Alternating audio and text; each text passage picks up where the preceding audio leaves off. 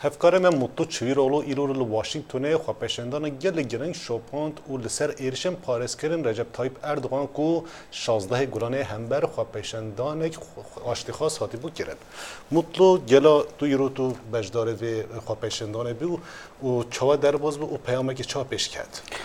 ارم خو پیشندان باش درباز بو تبی کو روز هفته یه و دماکاره دجزانی واشنگتن باجره که میجوله گرسه که باش هبو جبات کردی ارمنی یونانی بلی امریکا کم بودن که ایریشا 16 گلانه نزدیکی دوم هبر و که خوبشاندران آشتیخاز بودن آرمانجا ایریشن پارێزگارên biraz Erdoğan Serokkomara Tirkiye ji bo bibîr anîna ve êrişê o di roja daxîştina ve êrişe lev kom bûbûn di bir de mesajên cur be cur hate dayîn di heman qada Sheridan dibêjin li heman qadê ku êriş çêbûbû mirov dikare bêje hem kesên ku rastî êriş hatine amade bûbûn hinek axaftin kirin hinek nûnerên ciwatên ku min bi nav kirina wana ji axifîn yani baş bû li Washingtonê tabii ki duh meser de derbaz bûye em dibînin ku ev bûyerên germe dîsa ji bal dikişînim ku pênc endamên Kongresa Amerîkî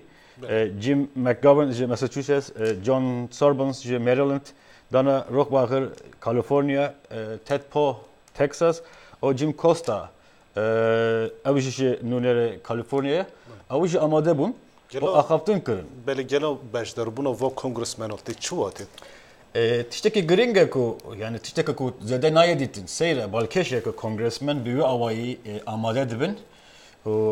ji ber ku yani ew tiştên ku li Amerîka çêbûyî bû hersbûnekê torebûnekê mezin li Amerîka da ji ber ku mafê qanûna bingehîn mafê destûrî ye hemwelatiyên Amerîka hatibû binpêkirin li raya giştî Amerîkî ji dengekî neredibûnekî pir mezin bû tevlîbûna kongresmenan nûnerên civata nûnerên tevê maneye ku Kongresa Amerîkî qabûl nake êrişên wiha li pişt xwepeşandaran e bi vê awayekî eşkirî fiilî kiryarî ev piştgiriya xwe nîşan dide û dibêje careke din em nahêlin ku ew tişt dubare be me li gel birêz Jim Costa axifîn nûnerê min bi nav kirî bi nûnerê California wî jî hinek tiştên balkêş gotibû ez hinek jî dixwazim em basa birêz gotina birêz Costa jî bikin 397 members of Congress supported in the affirmative to protest. Birêz Costa dibêje 397 endamên Kongresê bi yekdengî peşniyarek kabul kir ku êrişên zerrevanên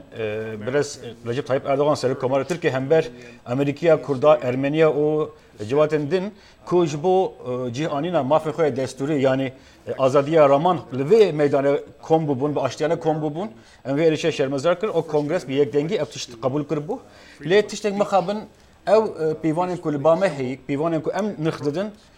li aliyê li ba birêz Erdoğan bê qîmetin aynı hejabûn Erdoğan tune ji ber ku di dîmenan de xuya dibû ku ev tiştên ku êrişên ku çêbûyî dibin fermana birêz Erdoğan jî hate dayîn Loma jî me jî xwast vekî ez û hevkarên min me xwast em li ber amade bin ku nîşan bidin kongres li pişt xwepeşandaran aştiyaneye û ji bo cîhanîna mafên Amerîkiyan e ku li vê derê li vî welatî ev mafek e loma jî em li ber azir bûn dibêje 16 gulanê ji bo Tirkiye modern mixabin rojekê gelek reş e ji ber ku ev tûj çêbûye. Gelo bi nêrîna te ev bûyer çima ji bo Amerîka û Amerîkaya heqas giring e. Aram li Amerîka mafe rexistin bûn maxe xwepeşandarê maxe ragihandina raman mafekê destûrî ye yani di qanûna bingehîn de hatiye parastin First Amendment jî dibêjî yani guhartina yekê di qanûna bingehînê Amerîkî de ew maf hatiye parastin loma jî ev Kurdên ku di 16 gulanê de kom bûbûn ev bi awayekî aştiyane nerazbûna xwe li hember birêz Erdoğan nîşan didan o tiştekî normal li Amerîka tu dikarî herî pêş kongresê xwepeşandara xwe bikî nerazbûna xwe diyar dikî tiştekî normal e dem Amerîkî dîtin ku bi awayekî ew qas tundiyekî mezin ew kes rastî êriş hatin neh ji wan hatin ji nexweşxane hatin rakirin hinek ji wan hîn jî nexweşin ew wekî min gotî yani bûye nerazîbûnekî pir mezin Amerîkî ew tişt vekî êrişê hember nirxên xwe dibînin hember qanûna bingehîn dibinin û ez dixwazim em bînin bila xwe ne careyekê li Amerîka bu yerin bir rengi